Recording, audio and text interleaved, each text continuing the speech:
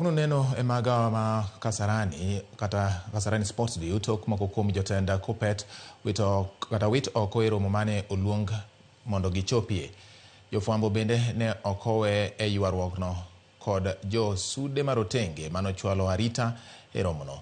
Jotelo mane otam bet e romo makamano lero ni ne otamgi kaluwore kod dwaro ler e weche mag kano omenda mag jokanyo, kendo jotelo bende wilo katiba kata chike mondo jogo ma hikgi oseniang' omed bede apis.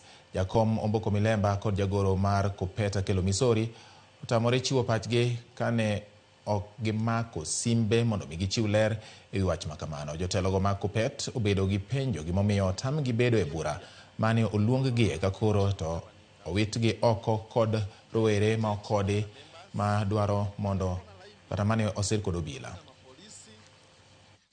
Wakakataa tuingie ndani. Waliniandikia invitation kwa email nikuje, na ni haki yangu kuattend.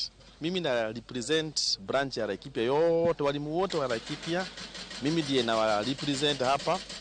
Kwa hivyo wanaposema sitaingia mkutano, hiyo ni kunyima walimu wote wa Laikipia haki ya kuwakilishwa mahali decision zinafanyika. The fact that they have denied us entry into our own meeting, that make the meeting illegal, and it cannot hold.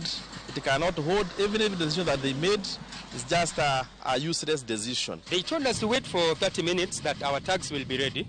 So after this, I think we are going to try to access the meeting venue.